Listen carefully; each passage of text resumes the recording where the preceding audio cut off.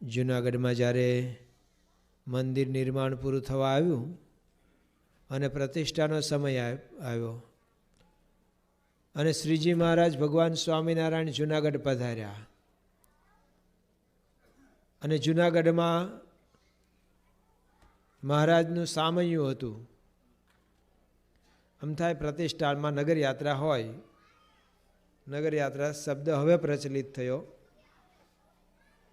પણ એ નગરયાત્રામાં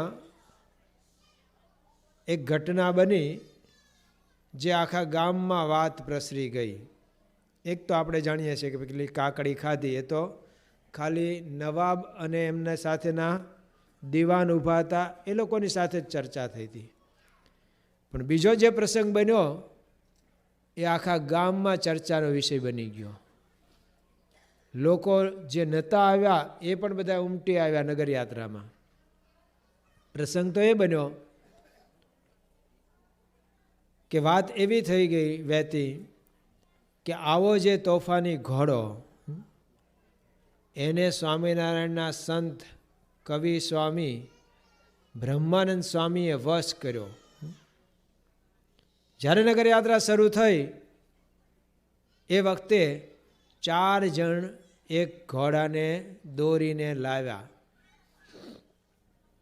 એ ઘોડો તો વાલી ઘોડો હતો. વાલી નહીં, વાળી ઘોડો હતો. એટલે કે જેમ ગાયોના ધણમાં ખૂંટ હોય એમ ઘોડા સાળવનો આ ખૂંટ એ સવારી માટેનો હોય જ નહીં. પણ મેલી મુરાદથી કોઈક નાગર દીવાને આ સવારીમાં ભંગાણ પડે એટલા માટે આ ઘોડો મોકલ્યો. અને એવું કહેવાયું કે નવાબ સાહેબે મોકલ્યો છે અને ખાસ કહ્યું છે કે કવિ સ્વામી આના પર સવારી કરે.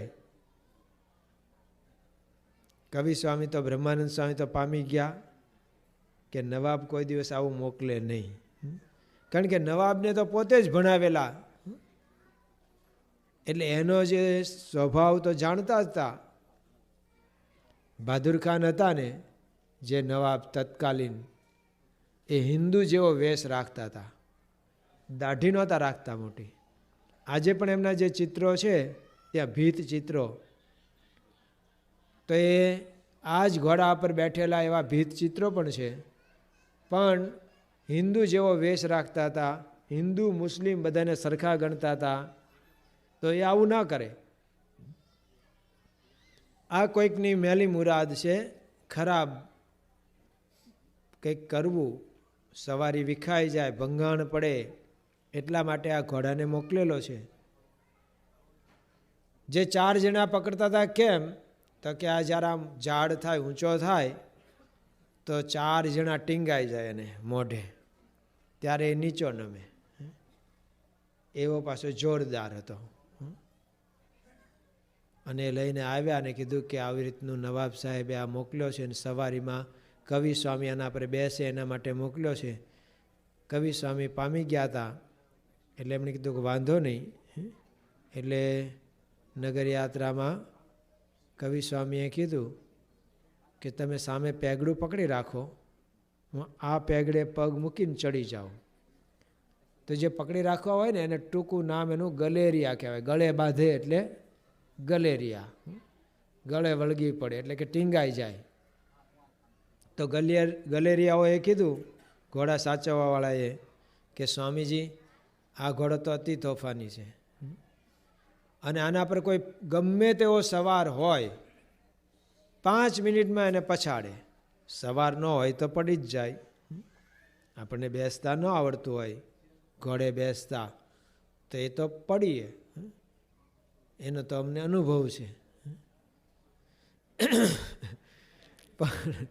એટલે નાના હોય ને વેકેશનમાં ઘરે ગયેલા અને 2 ઘોડા અને પાવા ગયો. પાવાનું હતું તો તળાવે જ તે પાવાનું હતું, પણ હું વાડીએ લઈને ગયો અને ઘરમાં ખબર પડી કે ઓલો છોકરો તોફાની જે ઘોડું છે એ લઈ ગયો છે.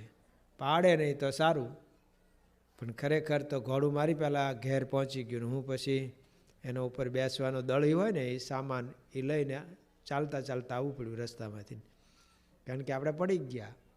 ઘોડું એકદમ દોડ્યું, પછી એકદમ બ્રેક મારી એણે, એટલે આપણે આગળ, આપણી ઉપર થઈને ઘોડું જતું રહ્યું હતું. તો જે સવાર ન હોય તો પડે જ,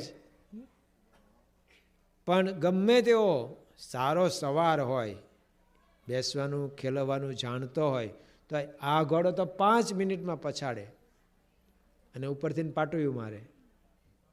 અને હમણાં આગળ જે બધા કાઠી દરબારો ઘોડીઓ ખેલવે છે, એને જોશે ને એટલે આ ભૂરાટો થશે, આ તોફાને ચડશે. એટલે અમે પકડી રાખીશું, તમારે બેસવું હોય તો બેસો. અને કીધું કે ના, હું તો જાણું જ છું.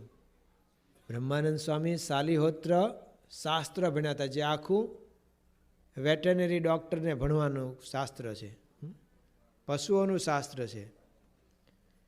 એની જાતિ, એની ખોડખાપણ, એના રોગ, રોગના ઉપાયો, ઉપચારો, આ બધું એમાં આવે છે. તો બ્રહ્માનંદ સ્વામી કે હું ભણેલો છું, હું જાણું છું કે આ ઘોડો શું કહેવાય, હું એનાથી અજાણ્યો નથી. પણ તમને એક કહું, આમ પાછળ જુઓ, પેલા કાળા ઊંટ ઉપર માથે મદ્રાસ્યું લાલ કપડું બાંધેલો બેઠો છે ને, એને ઓળખો છો? એ ચોરનો સરદાર જોબન પગી વડતાલવાળો. એને આજે હાથી પર આગળ બેઠા છે ને સહજાનંદ સ્વામી, એમણે કૃપા કરી અને એને આવો ભગત બનાવી દીધો, જે આ ઘોડા કરતા તોફાની હતો. આ ઘોડો તો પશુ છે, માપનું તોફાન કરે, ઓલો તો અનલિમિટ તોફાની હતો. છેક પૂના સુધીને એનું તોફાન સંભળાતું હતું. એને જેણે વશ કર્યો છે ને, બીજું જુઓ, જે તમે કહો છો ને આગળ કાઠી દરબારો ઘોડીઓ ખેલવે છે, આ કાઠી દરબારોની પરમિશન નહોતી મળતી અહીંયા અત્યારે જુનાગઢમાં. નાગર દીવાને એમ કીધું હતું કે એમની સાથે તો કાઠી દરબારો છે, એની તોફાન કરશે અને કદાચ તમારું રાજ પણ લઈ જાય, લૂંટવી જાય. ત્યારે નવાબે એમ કીધું લઈ જાય તો ભલે લઈ જાય, પણ સ્વામિનારાયણને આવવા દો. તો આ જે કાઠી દરબારો છે ને, આ ધોળા દિવસે ગામ લૂંટતા હતા, નિર્દય હતા, તોફાની હતા. ખાલી તલવારની ધાર કેવી પેલા હરાણીએ હજીને કાઢી છે એ જોવા માટે કોઈકને માથા કાપતા હતા. સાયને ભાલો આમ આગળ રાખીને ચાલતા હતા, અને કોઈકને ખબર ન હોય ને અથડાઈ જાય ને કે બાપુ જરાક જોઈને, પણ કે ભાલાને આંખ નથી, તારે આંખ નથી, જોઈને હાલવું જોઈએ ને. આવું બધું જે કરવાવાળા હતા ને, એને પણ આ હાથી પર બેઠા નહીં, સહજાનંદ સ્વામી મહારાજ ભગવાન છે, એમણે સુધાર્યા છે. તો આ ઘોડાને નહીં સુધારે? માટે તમે ચિંતા કરતા નહીં, તમે સામે પેગડું પકડી રાખો એટલે મને ચડતા ફાવે. અને પછી બ્રહ્માનંદ સ્વામીએ ઘોડાના કાનમાં સ્વામિનારાયણ મંત્ર કીધો. સાલિહોત્ર શાસ્ત્રમાં શાંતિ મંત્ર આવે છે, એનો પાઠ કર્યો. પછી એના પર હાથ ફેરવો, એના ગળે, એની કેસવાળી. પછી એની સામે ઊભા રહીને એની આંખમાં આંખ મેલાવી, અને પછી એ ઉપર ચડીને માળા લઈને બેઠા. અને પેલી એની ચોકડાની હરખ હોય ને, એ તો પેલું બેસવાનું સાધન હોય એની સાથે બાંધી દીધું, એટલે કે સ્ટેરિંગ સોંપી દીધું ભગવાનને.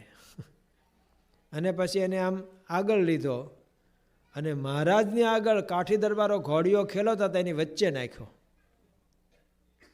અને સવારીમાં એ આમ નીચું મોઢું રાખી અને ચાલવા લાગ્યો, કાંઈ તોફાન કર્યું નહીં. આ વાત આખા જુનાગઢમાં પ્રસરી ગઈ. એટલે જે નહોતા આવ્યા નગરયાત્રા જોવા, એ પણ બધા આવ્યા. પણ જે બ્રહ્માનંદ સ્વામીએ કીધું કે આ સહજાનંદ સ્વામી મહારાજનો પ્રતાપ એવો છે કે તમારો ઘોડો પણ શાંત થઈ જશે, એ પણ તોફાન મૂકી દેશે, જેમ આ બધાએ મૂક્યા. દ્રષ્ટિ માત્ર જ કર્યું છે ને મહારાજે, ક્યાં એમને બહુ કથા સંભળાવી હતી, અને એ સાંભળે એવા હતા. જો ને દરબારો પ્રાગજી પુરાણી વાંચતા તો બધા ઊંઘતા હતા, કારણ કે એમાં એમને કંઈ રસ જ નહોતો પડતો ને. એમને તો ઘોડા ખેલાવાના હોય તો રસ પડે. એમણે જ મહારાજને કીધું કે મહારાજ, આ તમે પછેડી એટલે કે ધોતિયું પહેરીને ઘોડે બેહવા જાઓ છો ને એમાં મજા ન આવે. એના માટે તો સુરવાર જ પહેરવો પડે. એટલે જો તમારે અમારી સાથે કાયમ ઘોડા ફેરવવા હોય તો ડ્રેસમાં થોડોક ફેરફાર કરવો પડશે. અને મહારાજને આપ્યો ચોયણો પહેરવા, સુરવાર પહેરવા, ને મહારાજે મનુષ્ય ચરિત્ર કર્યું. અંદર રૂમમાંથી કેટલી વાર લાગી તો એ પહેરીને આવ્યા જ નહીં. સુરા ખાચર કે શું કરો છો? બધા ઘોડે બેસીને તૈયાર છે, ચોણી પહેરતા કેટલીક વાર? મહારાજ કે નથી પહેરાતી એટલે જ વાર લાગે છે. આવું મદદ કરવા, જો ન પહેરતા હોય ને ચોણી પહેલાં પહેરીએ ને તો મદદની જરૂર પડે. નાના હતા ત્યારે પહેરતા હતા તો ક્યારેક તો પેલું પોસ્ટ કાર્ડ અહીંયા પાનીએ મૂકવું પડે ત્યારે માં નામ ચડે. પણ એ તો ચડતી વખતે પોસ્ટ કાર્ડ મૂકો, કાઢતી વખતે શું કરવાનું? કાઢતી વખતે સામેથી કોઈક ખેંચે, આપણે નાના હોય એટલે ત્યારે માંડ નીકળે તો એ ખેંચે તો આપણે ઢહડાઈએ ભેગા, ખેંચાઈએ. એટલે એક જણ આમ પકડી રાખે અને એક જણ ચોણી. એટલે તો બધા સ્વામિનારાયણમાં ભળતા નહોતા, કારણ કે નાવા માટે માથાકૂટ હતી. આ ડ્રેસ જ એવો હતો ને કે રોજ કાઢવો પાલવે જ નહીં. એટલે કહેતા હતા શું ભળીએ સ્વામિનારાયણમાં કે હારું નત ઉઠીને નાવું, ભળીએ નહીં ભફાક્યા પંથમાં, નાયા વગર જે ખાવું હોય એ ખાવું. તો મહારાજ સુરવાર પહેરતા હતા અને સુરા ખાચર મદદ કરવા ગયા ત્યારે ખબર પડી કે ભાઈ એક પૈસામાં 2 પગ મહારાજ નાખતા હતા અને બળ કરતા હતા કે નથી પહેરાતું, નથી. પછી સુરા ખાચરે કીધું કે આટલી ખબર ન પડે, આ બીજો એક પણ પાંચસો છે એ બીજા પગ માટે હોય. એક પૈસામાં 2 પગ નાખીને બેઠા, ક્યાંથી પહેરાતું હતું? આટલું નથી આવડતું તો કલ્યાણ કેમનું કરશું અમારું? તો મહારાજ કે કલ્યાણ તો આમ કરશું. પણ એ ચરિત્ર, મનુષ્ય ચરિત્ર. તો કાઠી દરબારોને ઝાઝી વાતો નથી કરી, એ તો કથામાં ઊંઘતા હતા. મહારાજ કીધું એટલે પણ આવી સરસ કથા થાય ને ઊંઘો છો તમે કે ભવૈયા રમાડો? હમણાં એક જોકું ન ખાઈએ હવાર સુધી, બાકી આમાં કંઈ અમને ગમ પડશે નહીં. અમને આટલું દ્રઢ થઈ ગયું છે, અમે તમણા ને તમે હમણાં, એમાં કોઈ ફેરવી શકે નહીં. મહારાજ કે આ પુરાણી નથી થયું હજી પાકું. ભલે વાંચે છે પણ પુરાણીને એવું પાકું થયું નથી જેવું તમને થઈ ગયું. તો કૃપાથી જ થયું છે ને. એ તો થઈ ગયું મહારાજ સાથે, અને મહારાજે કૃપા કરી એટલે એ લોકોને આવો નિશ્ચય થઈ ગયો અને એમનું જીવન પરિવર્તન કર્યું. બધા જ તર તોફાન છોડાવી દીધા. તો બ્રહ્માનંદ સ્વામી કીધું પેલા ઘોડા સાચવવાવાળાને કે તમે ધીરજ રાખજો, જે ભગવાને આ કાઠી દરબારોના જોબન પગીને સુધાર્યા છે એ જ ભગવાન કૃપા કરશે. આ ઘોડો પણ શાંત થઈ જશે. શાંત થઈ ગયો. અને પછી તો ક્યારે એ પેલી એના જે ઘોડીને ફેરવવાની હોય એમાં કામમાં ન આવ્યો. બ્રહ્માનંદ સ્વામી કે ફકીર ભેગો રહીને ફકીર થઈ ગયો. હવે આ દેવી ઘોડો થઈ ગયો. પછી તો એની પાસે કીધું હતું કે એક દીવો જલતો રાખજો, તમારા ઘોડાહારમાં ઘોડા વધશે, જાતવાન ઘોડા થશે, રોગ દોગ નહીં આવે. તો કહે છે એ ઘોડો જીવ્યો ત્યાં સુધી એની પાસે દીવો પ્રગટાવેલો રાખતા હતા. અને આની ઉપર કોઈ અસવારી કરતા નહીં. તમારે ક્યારેક મોટી ઈદ હોય ત્યારે જ આના પર બેસજો. તો જો શ્રીજી મહારાજનું આ કામ, એમણે કોઈના માથા કાપ્યા નહીં. અગાઉ ભગવાનના અવતાર થયા, એમણે તો શું કર્યું કે આ દુષ્ટ છે, બદમાશ છે, તો માથું કાપી નાખ્યું. પણ ભગવાન સ્વામિનારાયણે, કારણ કે માથું કાપે તો બીજા અવતારે પાસે એવા ને એવા જ સંસ્કાર તો એના એ રે. તમને આ સ્કૂલમાંથી રજા આપી દીધી, બીજા સ્કૂલમાં જશો તો ત્યાંય તમારી તોફાની વૃત્તિ છે તો એ જ રહેવાની. એની જેમ બીજો જન્મ મળે તો પણ જે કુસંસ્કાર હોય તો જાય નહીં. તો શ્રીજી મહારાજે હથિયાર ધારણ કર્યું નથી, મારવાનું ન કર્યું. જેમ આપણને માથું દુખતું હોય તો કંઈ માથું ન કાપી નખાય, માથું દુખતું બંધ થાય એની દવા લેવાય. એમ મહારાજે એ કર્યું કે બધાને સુધારાનું કામ કર્યું. અને ક્યાં સુધી છેક નાનામાં નાના માણસ સુધીને એમના સંતો પહોંચ્યા, મહારાજ પોતે પહોંચ્યા. સગ્રામ જેવો વાઘરી, વાઘરીનું તો સ્વાભાવિક બિચારાને પરંપરાગત ચોરી કરવાનો સંસ્કાર હોય જ. પણ એ બધું છૂટી ગયું. હરિજનોમાં સત્સંગ થયો, મુસ્લિમો સત્સંગી થયા, પારસી સત્સંગી થયા, અરે અંગ્રેજો પણ એમના ચાહક બન્યા. સૌથી પહેલું મંદિર ક્યાં થયું? ભગવાન સ્વામિનારાયણ શિખરવદ મંદિર, અમદાવાદ. હવે અમદાવાદમાં તો કેમ અમદાવાદમાં થયું? ત્યાં તો છેલ્લા 10 વર્ષથી તો ગયા નથી. તો જ્યાં કાયમ જતા હોય ત્યાં વધારે ચાન્સ કહેવાય ને, સ્કોપ કહેવાય ને, કે ત્યાં વધારે પહેલાં મંદિર ત્યાં થાય. જેમ અહીંયા મંડળ હતું તો મંદિર થયું કે નહીં? બાપા સાથે 84માં આવ્યા હતા. બાપા એક રાત અહીંયા રોકાણા છે ફિલાડેલ્ફિયા 84માં. પછી તો આગળ પાછળ ઘણું એ પધાર્યા હોય. અહીંનો પ્રખ્યાત પ્રસંગ છે કે સાંજના 4થી વહેલા 4 વાગ્યા સુધીની પધરામણીઓ, એ પણ પ્રસંગ છે. પણ એ વખતે તો પધરામણી તો સત્સંગી હોય કે ના હોય બધાને ત્યાં થતી હતી. પણ 84નો મેં અત્યારે રિપોર્ટ વાંચ્યો હતો આજે જ સવારે, મારી પાસે હતો એટલે, તો કે 5-7 સત્સંગીના કુટુંબ. એક જાહેર સભા થયેલી, એમાં 1200 માણસ આવ્યા હતા. એમાં લખ્યું છે કે બાપા ન્યુયોર્ક મંદિરથી અહીંયા પધાર્યા, બપોરે 3 વાગે આરામમાં પધાર્યા છે. બીજે દિવસે 3:45 વાગે આરામમાં પધાર્યા છે. કારણ કે બપોરે એમાં પ્રેસ રિપોર્ટરો આવી ગયા બધું પૂછવા. એટલે જ્યારે પધાર્યા છે ત્યારે ભીડાવાળું જ છે એવું લાગે છે. તો અહીંયા આટલા જ હરિભક્તો હતા અને થોડો સત્સંગ. પણ બાપાએ કૃપા કરી, પછી અહીંયા સત્સંગી વધ્યા તો મંદિર થયું. પણ આ મંદિરમાંથી પાછા કહે છે કે આજુબાજુ બીજા 3-4 મંદિર થયા. જે મંડળવાળા બધા અહીંયા આવતા હતા એમને ત્યાં પણ બધે મંદિરો થઈ ગયા. એટલે એકમાંથી અનેક થયા. તો એવી કૃપા કરી સ્વામીએ. પણ એ નાના માણસ સુધી પહોંચ્યા. તો અમદાવાદમાં પહેલું મંદિર થયું. ત્યાં અંગ્રેજ અમલદાર હતા. કલેક્ટર તરીકે મિસ્ટર ડનલોપ હતા અને કમિશનર તરીકે મિસ્ટર ગોર્ડન હતા. અને એ લોકો શ્રીજી મહારાજના કાર્યથી વાકેફ હતા, જાણકાર હતા. તો સત્સંગીને કોકને જોયા, કારણ કે આપણા સત્સંગમાં પાછા કોક તો આમ સમાજમાં આગળ પડતા હોય, જેની આમ વેલ્યુ હોય, સમાજમાં એનું કંઈક ઉપજતું હોય, ઓળખાણ હોય, એવું દરેક ગામમાં હોય જ છે, દરેક મંડળમાં હોય છે. અને આ જોઈએ જ. પાંડવોમાં બધા જુદા જુદા સ્વભાવવાળા હતા, પણ એવા જોઈએ જ. નરા યુધિષ્ઠિર રાજા એનો જ રાજ થાય. તો લડે કોણ, ઝઘડે કોણ? આ તો સત્યના ઉપાસક, જૂઠું બોલું જ નહીં. લ્યો, પણ જોઈએ એવાય જોઈએ, ધર્મવાળાય જોઈએ, પણ ભીમને અર્જુને જોઈએ. કારણ કે ક્યાંક લડાઈ થાય તો કોણ કરે કામ? તો આ 2 કામમાં આવે. સહદેવ નકુળે જોઈએ, કોઈ સારા પ્રસંગે મોકલવાના હોય જાનમાં, તો આવા 2 નાના રૂપાળા હોય એવા જાય જાનમાં. તો બધાય જોઈએ.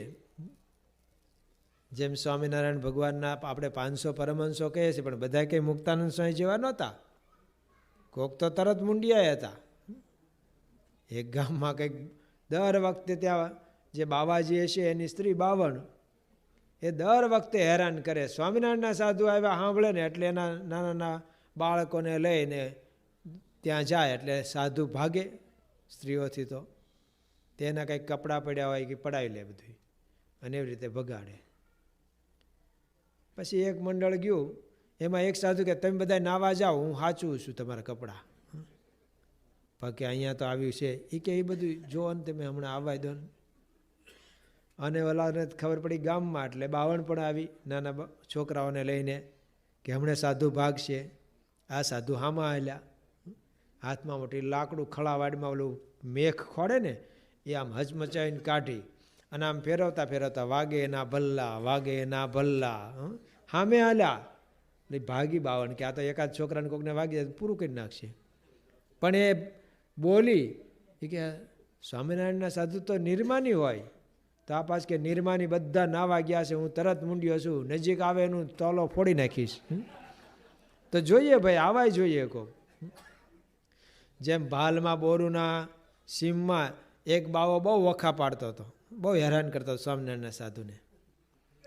એમાં એક વખત સંતો આવતા હશે અને સાથે કેરીનો ટોપલો હતો, મહારાજ માટે ચરોતરમાંથી લાવતા હતા, અને એક ઝાડ નીચે બિચારા બેઠા હતા, ત્યાં બાવો આવી ગયો, આવીને ટોપલો એને લઈ લીધો હાથમાં. તો સંતોએ કીધું કે મહારાજ તમારે જોતી હોય તો 2 કેરી આપીએ, પણ આ તો સ્વામિનારાયણ ભગવાનને જમાડવા માટે લઈ જઈએ છીએ. ઓલો કે સ્વામિનારાયણ ક્યાંથી જમતો હતો, આ કેરી તો બધી હવે હું જ વાપરીશ. શું કરવું? મહારાજે ના પાડેલી. ગાલિદાનમ તાડનમ ચ કૃતમ કુમતિ ભીર જનૈ સંતયોમેવ સર્વેશામ ચિંતનિયમ પર હિતમ છે, તે ના પાડેલી કોઈને મારવાનું. પણ કોક પાછા મારા જેવા હતા સાધુ, એટલે એને કીધું ભલે મારવો નથી, એને આપણે મારવાની ના પાડીશ. પણ એને પકડ્યો, પકડીને ત્યાં એક મોટો બાવળિયો કે ખીજડો હશે, એની હારે એનો જ ફેંટો લઈને બાંધ્યો એને. અને ભાલમાંથી પસાર થવાનું હોય ને ત્યારે મોટા તુંબડા પાણીના ભરીને લેવાના હોય, કારણ કે પછી રસ્તામાં ક્યાંય ન મળે. તે થડમાં રેડ્યું, અને ખીજડો કે બાવળ હોય ને એના થડમાં મકોડાનું દર હોય ને હોય જ. અને મકોડા ખીજાઈને નીકળ્યા, અને ઓલાને બાંધ્યો હતો ને એને જે ચટકા ભર્યા ને કડવા માંડ્યા. એક મકોડો કડે ને તોય આપણે ઊંચા નીચા થઈ જઈએ, પણ મકોડા કડતા હતા, ઓલો રાડ્યું પાડે. અને પછી આ લોકો ટોપલો લઈને હાલતા થયા, એને છોડ્યો નહીં. કોક સંતને દયા આવી એક બિચારાને છોડી દો, કે ના ના, એ તો હવે એના પ્રારબ્ધ હશે ને, કોક આવશે ત્યારે છોડશે, ભલે મકોડા લાભ લેતા. તો કંઈ 500 એક સરખા નહોતા, કોક આવાય હોય, પણ જરૂર હોય, બધાની જરૂર પડે. આ સત્સંગ, જો કોઈએ કીધું છે કે હત્યા કરવી હોય ને, આપઘાત કરવો હોય ને, તો 1 ગોળી ઝેરની કાફી. પણ યુદ્ધ કરવું હોય તો ફાઇટર વિમાન જોઈએ ને, બોમ્બ જોઈએ ને, બધું મિસાઇલ જોઈએ ને, બધું જોઈએ અત્યારના ભાષામાં કહીએ તો. એમ આખા સમાજનો ઉત્કર્ષ કરવાનો છે તો બધું જોઈએ પાછું.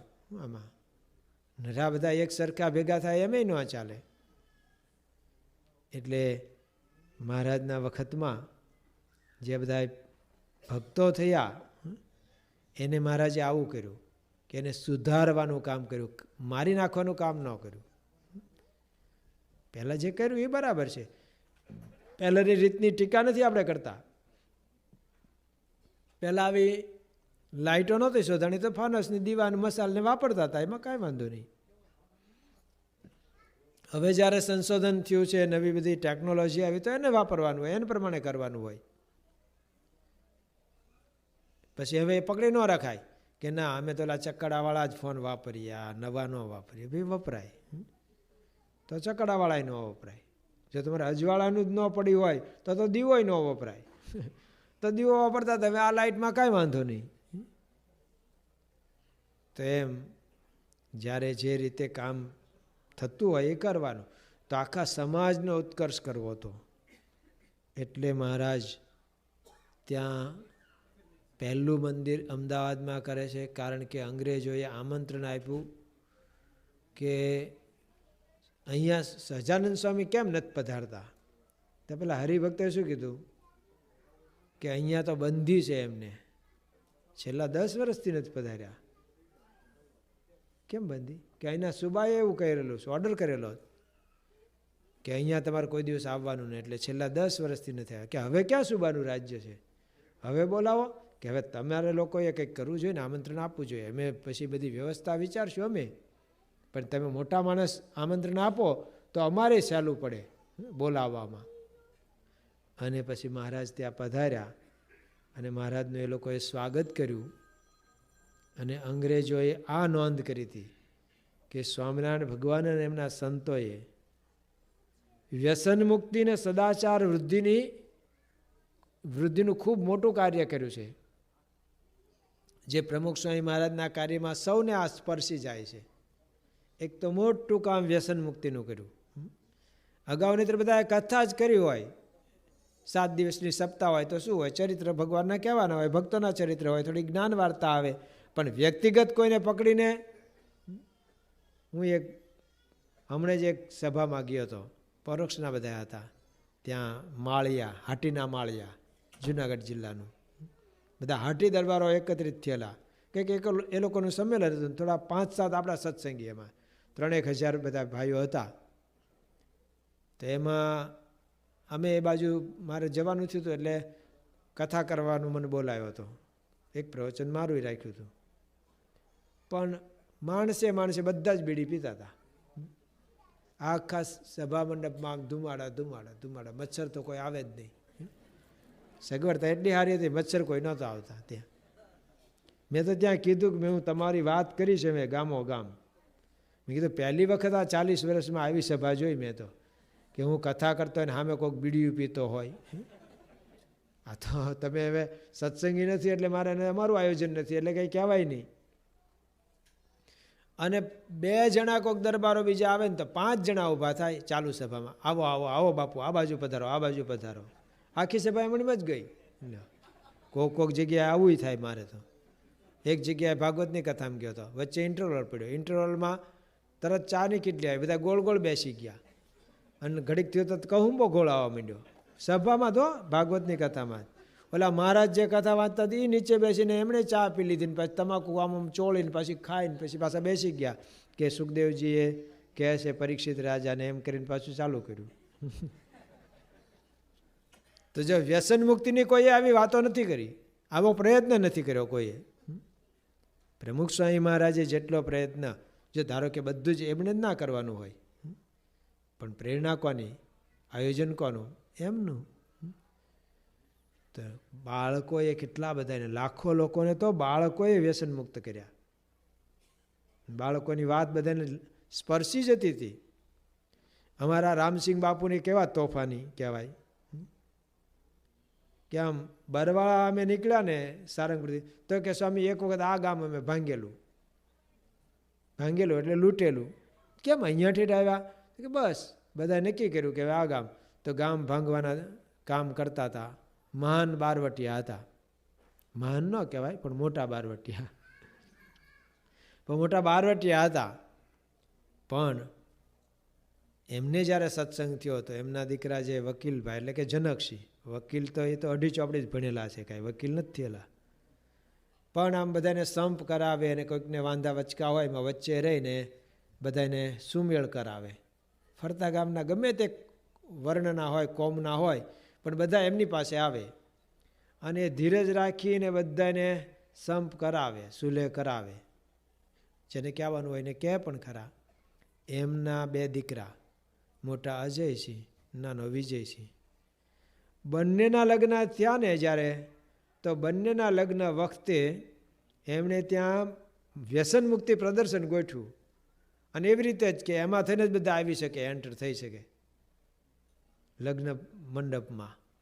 એટલે બધાએ દરબારો, નહીં તે દરબારોમાં તો કેવો રિવાજ હોય, અમારું ત્યાં સાંગાણાવાળા ભરતસિંહ કે અમારો તો આશય જ એવો હોય કે મહેમાન બજારમાં પડી જવો જોઈએ, બસ ગમે તે, એમાં અમને રસ એટલો પાવાનો હમ દઈને કે હાલતા હાલતા લથડિયા ખાતા બજારમાં પડી જાય તો જ અમને આમ મજા આવે, એટલો દારૂ પાવાનો સહજ રિવાજ. એના બદલે ત્યાં વ્યસન મુક્તિનું પ્રદર્શન. જે કોઈ આવ્યા એ બધાને એક પુસ્તિકા આપેલી, વ્યસન મુક્તિની આપી. અને એ પણ જ્યાં જાય, હમણાં જ મને ફોનમાં કહેતા હતા કે નવા વર્ષમાં અહીંયા બધા દરબારોને આ વિસ્તારના હું બોલાવવાનો છું અને એને જમાડવાના છીએ અને સભા જેવું થાય.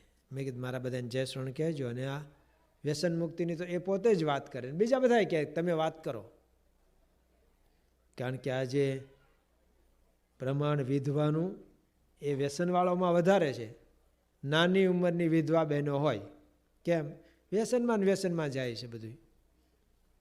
તો વ્યસન મુક્તિની પોતે વાત કરે. જે વ્યસનોમાં ચકચૂર રહેતા હતા એ લોકો આજે વ્યસન મુક્તિનું કામ કરે છે. એક વખતે વકીલ બાબુ કે એક હોસ્પિટલના ડોનેશન માટે મારી પાસે આવ્યા કોઈક ગ્રહસ્થો બધા. તો મેં કીધું કે વાંધો નહીં, આમ તો અમે અમારે જ્યાં કરવાનું છે ડોનેશન ત્યાં કરીએ જ છીએ, અને તો કરે જ છે. ભાવનગર મંદિરની શરૂઆતના વાડીમાં અમારે ટ્રેક્ટરની વારે જરૂર પડતી હતી અને એમનું ટ્રેક્ટર અમે મગાવતા હતા. તો પછી એમણે નવું ટ્રેક્ટરને ટ્રોલી લઈને મંદિરમાં ભેટ આપી. પછી રામસિંહ બાપુને પછી કીધું કે બાપુ મેં આવું કર્યું છે, એને એમ કે કદાચ બાપુ વટશે, ઠપકો આપશે. તો રામસિંહ બાપુએ શું કીધું ખબર છે? તારા મોટા ભાગે કે તારું ટ્રેક્ટર લીધું ભગવાને. અહીંયા તો આપનારા ઘણાય છે, પણ તારું સ્વીકાર્યું એ તારા મોટા ભાગે. જો નહીતર કોકના લઈ લેતા હતા ટ્રેક્ટર. એ જ ગામમાં ત્યાં મોટું તળાવ બંધાવાનું હતું સરકાર તરફથી, કોન્ટ્રાક્ટ અપાણેલો, કોન્ટ્રાક્ટર ત્યાં ગયા છે, એના માણસોએ રાત્રે પડાવ નાખ્યો છે, તંબુ રાવટીઓ લઈ ગયા, તગારા પાવડા ને બીજા બધા સાધનો, પેટ્રોમેક્સ પણ સળગતી હતી, બધા ઊંઘી ગયા. જાગ્યા ત્યારે હુતાતા એટલું જ રહ્યું, બાકી બધું ઉપડી ગયું રાતમાં. પછી કોકે કીધું કે તારે અહીંયા જો કામ કરવું હોય ને ભાઈ, તો રામસિંહ બાપુને ભાઈબંધ કર તો કામ થશે, નહીતર કામ થશે નહીં. પછી બાપુના ભાઈબંધ થયા, બાપુને એક જીપ ભેટ આપી. પછી એ જીપ અમે ઘણી વાપરી મંદિરમાં, અમને પછી આપી દીધી એમણે. પણ જો પહેલાંનું જીવન જુદું હતું ને પછીનું જીવન કેવું પરિવર્તન થયું. લોભ માત્ર કાઢી નાખ્યો. ટ્રેક્ટરને ટ્રોલી નવું લઈને આપ્યું તો કે તારા ભાગ્ય કે ત્યાં સ્વીકાર્યું, નહીં તો ત્યાં તો આપવાવાળા ઘણા છે. અને એ કહે છે કે અમે તો લોઢાના હળ હાંકતા હતા અને ખેતી કરતા હતા, એના બદલે અત્યારે ખૂબ સુખી છે. એક મોટો ગેસ ફિલિંગનો પ્લાન્ટ છે એમનો, જે અલંગ એસોસિએશનનો છે, પણ એમની વાડીમાં નખાવ્યો. ત્યારે શું એ માથાભારે હતા. એનું ખાતમુહૂર્ત એ વખતના મુખ્યમંત્રી અમરસિંહ ચૌધરીએ અલંગમાં કરેલું, અને બાપુ લઈ આવ્યા એમની વાડીમાં. એ કે અહીંયા જ હોય ને ત્યાં થોડુંક રખાય. તો એક એક બાટલે એમને કમિશન મળે છે, વર્ષોથી છે આ બધું. અને એ પછી ગેસ લાવવા માટે ટેન્કરો એમના, ટ્રકો ત્યાં સપ્લાય કરવામાં એનું ભાડું મળે. અત્યારે લગભગ 25 જેટલા ટેન્કરો, મોટા ટેન્કરો એમની પાસે છે. 2 પેટ્રોલ પંપ છે, ગેસ પ્લાન્ટ છે, ને ઘણી મોટી જમીન છે. તો કે અમે સુખી થયા. કોઈનો પાડ ન રાખે એ મુરારી આપે, વ્યાજ સહિત ગિરધારી. ભગવાન કોઈનું રાખે? સારા માણસોય નથી રાખતા, એ ઉમેરીને પાછું આપે. તમારે ત્યાં લગ્ન પ્રસંગ હોય ને કોઈ બેન દીકરીઓને તમે આપો છો કે લઈ લો છો? આપો છો કંઈક ઉમેરીને, વિશેષ કંઈક. તો ભગવાન રાખે? ભગવાન કોઈનું રાખતા નથી. એક આટલા મુઠ્ઠી પૌવા આપ્યા તો એ સુદામાને કેટલું મોટું કરી દીધું. બિચારો નીકળ્યો ત્યારે તો એમ થઈ ગયું કે હારો કૃષ્ણ લોભ્યો છે, ગોપાલ કાંઈ આપ્યું નહીં. પાછો પૂછતોય નથી તારે વ્યવહાર કેમ છે એમ. ખરેખર હું ઘરે જ કે કહેતો હતો ઘરનાને કે હું માગું નહીં, ત્યારે ઘરના એવું કહેતા હતા કે તમારે માગવું ન પડે, તમારા દરહણ જોઈને સમજી છે, મોટા માણસ સમજી જાય. એટલે તમારો વેશ આવો છે ને, જો વેશનું વર્ણન કવિ કાગે લખ્યું છે કે અંગે નો તું અંગ રખું ને એને પગમાં નો તું પગ રખું રે, કાણા તો પડેલા ઝીણા કસોટે રે, પહેરવાને ન મળે એક સારી પોતડી રે જી. શરીર સુકાણા જેના રુધિર લૂંટાણા, આંખુના તેજ તો એ હણાણા રે, દુવારે ઉભો એક દુબળો રે.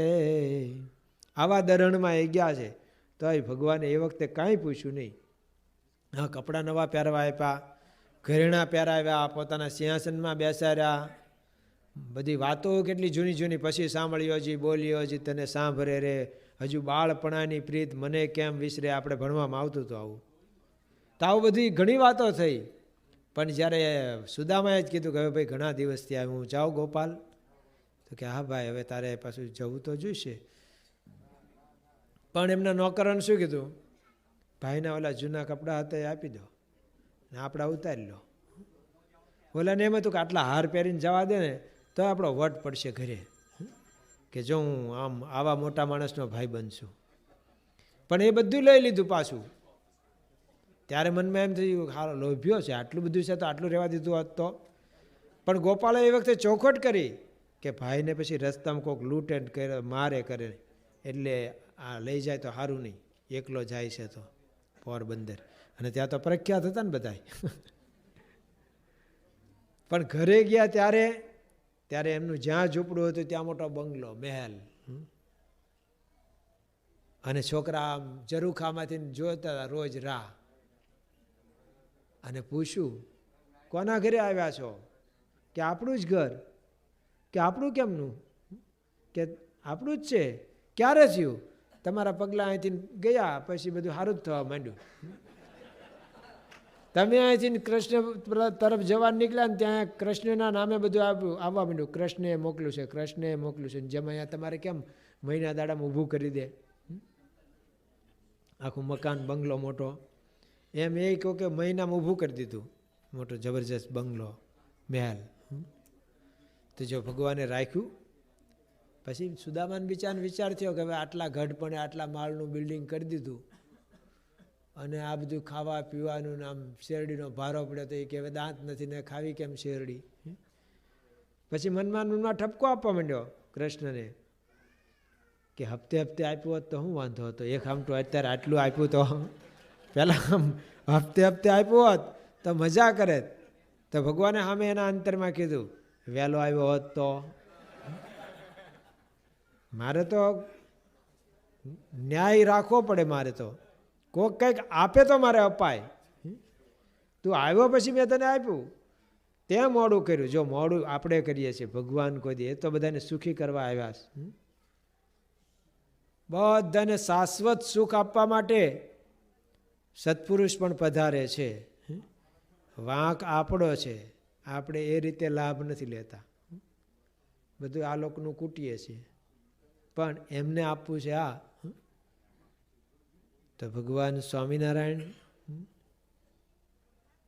એમણે છેક નાનામાં નાના માણસ સુધીને પહોંચીને જેમ ઉદ્ધાર કર્યો, એમ પ્રમુખ સ્વામી મહારાજે પણ આ બધા અમારા સાઈડના આ બધા દરબારો એમના જીવન સુધાર્યા.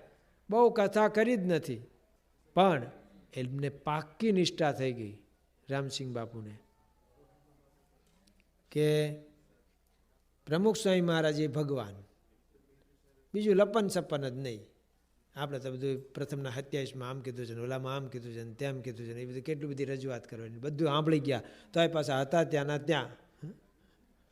તો એ પાછી હજી આમ રહી જાય મનમાં કે મૂળ આપણા પાસે કુળદેવીને રાખવા પડે ને આ દાદાને રાખવા પડે ને આ દાદાને રાખવા પડે ને બધું હજુ આપણા જીવમાં જ જતું નથી. આ બધાની સીધી જ એક જ નિષ્ઠા, બીજી વાત જ નહીં. પ્રગટ કે ગુણ ગાવે રે હમ, પ્રગટ કે ગુણ ગાવે. સીધા પ્રગટમાં જોડાઈ ગયા. આ વખતનું પ્રકાશ હજી તમારે આવ્યું? આવતું જતું હોય છે.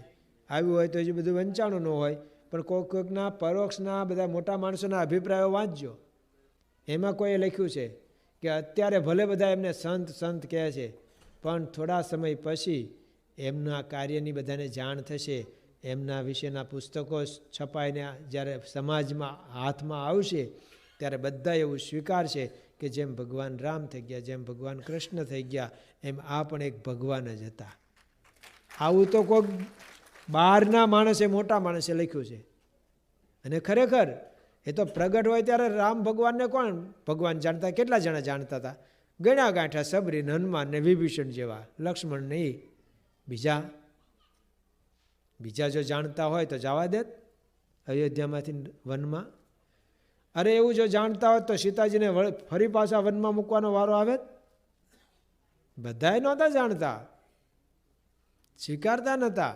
એ તો કાર્ય બધું જોયું કે રાવણને માર્યો ને આમ કર્યું ને ધનુષ તોડ્યું ને આવા બધા પ્રસંગો ઉપરથી પછી સમજાણું કે આ કોઈ સામાન્ય ન હોય. શ્રી કૃષ્ણ ભગવાને આમ કાળીનાથને વશ કર્યો, કાળીનાગને.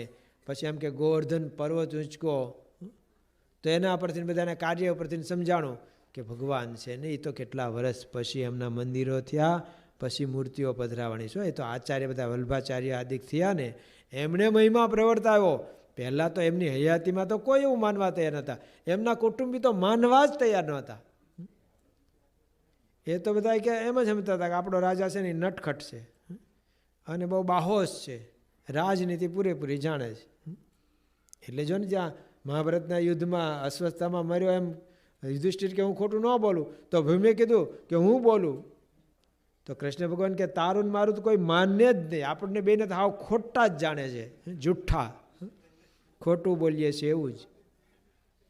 એટલે હું તું ગમે તમે રાડ્યું પાડશું ને તો એ દ્રોણ ગુરુને નહીં મનાય. મોટા ભાઈ બોલે તો જ. અને મોટા ભાઈ કે હું ખોટું બોલું નહીં. ભીમ કે મેં માર્યો છે હાથી, મેં અશ્વત્થામા નામનો હાથી માર્યો છે, તમારે બોલો ને. તો કે હું કહીશ પછી કે હાથી કે માણસ એ મને ખબર નથી. તો બોલીને શું કરવાનું હતું? કૃષ્ણ ભગવાને આમ કીધું બોલવા દે ને મોટાને જે બોલે તો. પણ આવું બોલશે તો કાનમાં વાત કરી આમ કરવાનું. અને ઓલા અશ્વત્થામા હતા બોલ્યા ત્યાં 2 શંખ તૈયાર રાખ્યા હતા. એવા મોટા શંખ વગાડ્યા ને ત્યાં પાછલું સાંભળવા જ ન દીધું. તો 2 ખરેખર એવા જ હતા એમ. ક્યાં ક્યાં રમત રમીને બધું જ રમતા હતા. શ્રીરામ રામચંદ્ર ભગવાન જેવું નહોતું કે રઘુકુલ રીત સદા ચલી આવી, પ્રાણ જાયરું વચન. અહીંયા તો ઘડીકમાં ફેરવી નાખે બધા વચન. આપણે ક્યાં બોલ્યા હતા એવું કરી નાખે.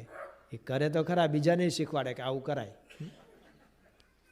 યુધિષ્ઠિરને મોકલ્યા. દાદાને ભીષ્મ પિતાએ આજ પ્રતિજ્ઞા કરી પૂછ્યા ને કેમ મરે. એટલે એમ કહેવાય દાદા કેમ મરે. અત્યારે કદાચ કોઈ એવું રાહ જોતા હોય દાદા મરે એમ, પણ એ જમાનામાં પણ તોય આવું તો આવા કાવા દવા બીજું ત્રીજું બધું કરતા હતા. તો ભગવાન શ્રી કૃષ્ણ અને ભગવાન રામ કે ભગવાન સ્વામિનારાયણ તો એમના કાર્ય ઉપરથી બધાને પછી મનાણું કે આ કોઈ સામાન્ય માણસનું, આ અંગ્રેજોને કેમ પ્રતીતિ આવી એમના કાર્યને જોઈને કે આવું કાર્ય કરનાર. એટલે એમણે ઓફર આપી કે પહેલું અહીંયા અમે જમીન આપીએ અને તમે મંદિર બનાવો. જો એ લોકો ગાળેલું પાણી પીતા હતા એવું આપણે ન કહી શકીએ. એ ઉકાળેલું પાણી પીતા હતા, બરાબર ને. જે દેશમાં દેશી કહેવાય છે ને અહીંયા ઇંગ્લિશ. તો દારૂ પીતા હતા એ લોકો, માંસ ખાતા હતા, પણ તોય એ લોકો ભગવાનને ઓળખી ગયા. અભણ કેવું યાદ રાખે એ જી ભણેલ ભૂલી જાય. શ્રી સ્વામિનારાયણ ભગવાનની જય, અક્ષર પુરુષોત્તમ મહારાજની જય, પ્રમુખ સ્વામી મહારાજની જય. ના પણ આ તો પછી આમ કરતા હોય ને પછી હું ચાલુ રાખવું એ સારું નહીં. પછી હું પૂરું કરું છું. પણ એ લોકોએ ઓફર આપી અને જમીન આપીને પહેલું મંદિર ત્યાં થયું. ભગવાનને ઓળખ્યા, પણ ભગવાનના કાર્યનો એમણે સમીક્ષા કરી કે આવું કાર્ય ભગવાન સિવાય ન કરી શકે. તો એમ પ્રમુખ સ્વામી મહારાજ એમના કાર્ય ઉપરથી અત્યારે તમે પ્રકાશ વાંચજો. અને હજુ તો કેટલીક સામગ્રી પડી છે. મોટો ઓરડો ભરાય ને એટલી સામગ્રી આવી છે. બધાનું ક્યાંથી છાપી શકાય. પણ સ્વામી બાપાનું કાર્ય તો જતા દિવસે સૌને પ્રતીતિ આવશે. અત્યારે તો મોટા મોટા માનધાતાએ લખ્યું કે શંકરાચાર્યજી પછી કોઈને હું આટલો યશ આપી શકું નહીં. એ પછીના એક જ છે પ્રમુખ સ્વામી મહારાજ. તો કોઈએ કીધું કે ગાંધીજી પછી કોઈને પણ આટલું માન મળ્યું હોય એમના અંતર્ધ્યાન વખતે તો એ છે પ્રમુખ સ્વામી મહારાજ. એ સિવાય કોઈને આવું માન મળ્યું નથી. દુનિયાભરના મોટા મોટા માનધાતાઓએ કેવા બધાએ લાગણી દર્શાવી. મોટા અહીંના રાષ્ટ્રપ્રમુખ હોય એમણે પણ લાગણી દર્શાવી. એમણે પણ રાષ્ટ્રધ્વજ અર્પણ કર્યો બાપાના અંતિમ વિધિ વખતે. તો આવું અંદર પ્રકાશમાં વાંચતા આપણને એક તો અહોભાવ થાય છે અને બીજું હૈયું પણ ભરાઈ આવે છે. બધા પ્રસંગો વાંચીએ છીએ બાપાના ત્યારે એ પણ થાય છે. એટલે ખાસ સમય લઈ અને પ્રકાશ વાંચજો, જેથી કરીને આપણને વિશેષ બાપાની સ્મૃતિ થાય, વિશેષ મહિમા સમજાય. કે મોટા મોટા માનધાતા બધા કે હું મળેલો છું, હું મળેલો, મારા જીવનમાં એમનું યોગદાન છે. પછી એ ધર્મગુરુઓ હોય કે પછી રાજનેતા હોય કે મોટા ધનાઢ્ય શ્રેષ્ઠીઓ હોય કે સજ્જનો હોય, લોકનેતા હોય, જે હોય બધા જ. તો એમના યોગમાં આપણે આવ્યા છીએ. તો જે બ્રહ્માનંદ સ્વામીએ પેલા ઘોડા સાચવવાળાને કીધું ને કે જેણે આ જોબનને સુધાર્યો છે, જેણે ઓલા કાઠી દરબારોને સુધારે છે, એ આ ઘોડાને સુધારશે અને ઘોડો સુધર્યો. એની વૃત્તિ બદલી નાખી. જો આપણી પણ બધાની વૃત્તિ બદલીશ, નહીંતર આપણે કંઈ એવા હોજા નહોતા અહીંયા બેસીએ એવા. એક વખત બાપા પ્રમુખ સ્વામી મહારાજ સારંગપુરમાં હતા અને પોતે કથા કરતા હતા. સારંગપુરના સભામંડપમાં આવું છે, આ બાજુ સંતો બેસે ને આ બાજુ હરિભક્તો બેસે છે. અને સંખ્યા તો માપની હોય, જેટલા સંતો હોય એટલા હરિભક્તો ન હોય રોજની કથામાં. સંતોનું ત્યાં સેન્ટર છે, પણ બાપા વાત કરતાં કરતાં શું કે આમાં અમે બધા બેઠા હતા ને એની સામું આમ જોઈને કે આ બધા યોગીજી મહારાજના સંકલ્પે આ બધા અહીંયા બેઠા છે, નહીંતર આ તો બધા વડના વાંદરા પાડે એવા હતા. લે અને ખરેખર કે એમાં બધા કોઈ હાવ હોજા નહોતા, વડના વાંદરા. આમ એક વખત હું ચોકામાં આમ જમવા ગયો ને તો નવા સંતો ઓળખતા ન હોય, અને આમ જરા શરીર જોઈને મને કે એટલે શું ત્યાં ચરીવાળાનું ભોજન જુદું હોય, મોળું ના આન તેન. એટલે મને પૂછ્યું, મને કે ચરીવાળા? મેં કીધું ના, અમે છરીવાળા છીએ. કીધું ચરીવાળા નથી. આ ઘણા અંદાજ કરતા હોય આમ કે આવું શરીર એટલે માંદા જ હશે. હું યાર ત્યાં એડિશન કે ક્યાંક આવ્યો ને તો એક યુવક કે આમ કોકની પાસે જાણી લીધું કે આ સોમબાપુ. પછી મને કે ઓહો, મને તો કલ્પના એવી હતી કે આમ તમે હેવી બોડી હશે, કારણ કે તમારી કથા સાંભળી અને આમ તમારો કડક સ્વભાવ ને એ બધું સાંભળેલું, તો કે એમ અંદાજ કરતો હતો કે આમ હશે આમ કાંઈક, પણ તમે તો હાવ આમ છો. હા, ટ્યાંટા બાપા કે. પણ મેં કીધું કડક તો શું ભાઈ, તો પડખે ચડ તો ખબર પડે, પડખે કરતાં ઘાયે ચડ તો ખબર પડે કે કડક તો શું છે, એમાં કાંઈ ના નહીં, સ્વભાવ તો છે જ કડક મારો. પણ અંદાજ કર્યો. એક વખત અમે સાવરકુંડલામાં ગયા 1983 લગભગ 82-83 તે પહેલી વખત અમે ગયા. એમણે અમને જોયેલા નહીં. એ લોકોએ છાપામાં આપી દીધેલું શ્રાવણ મહિનાની કથાનું, અને પેમ્પલેટ છપાવેલા, અને એમાં લખેલું પુરાણી સોન બધું લખે ને એવું, એવા મારું નામથી લખ્યું છે. તેમ જઈને દંડવટ કરતા 3-4 વડીલો બેઠા હતા.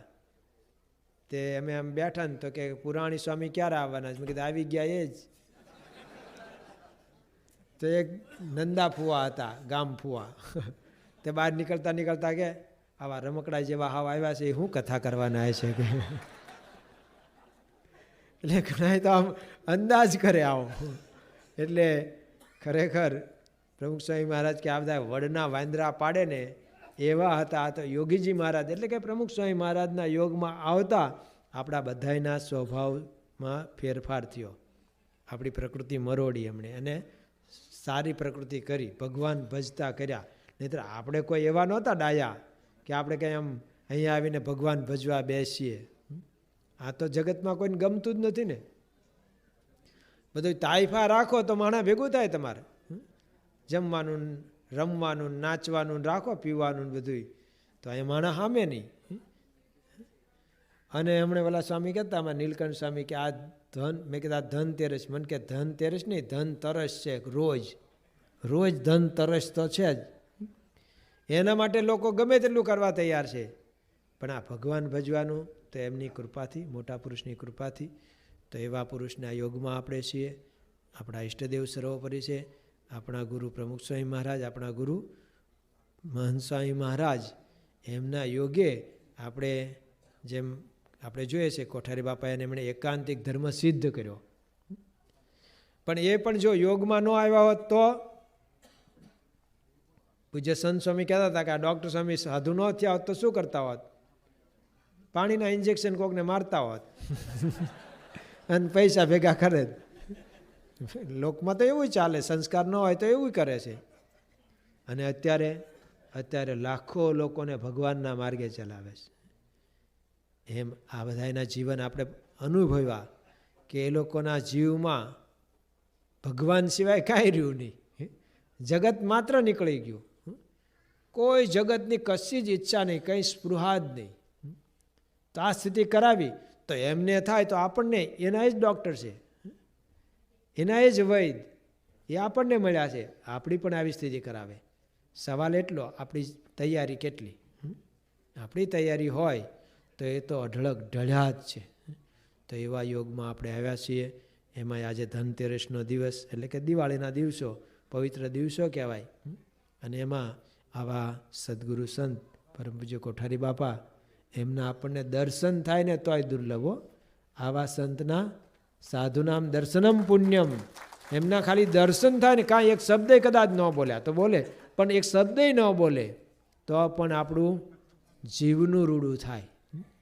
તો એવા સંત એમનું હવે આપણે લાભ લેવાનો છે. શ્રી સ્વામિનારાયણ ભગવાનની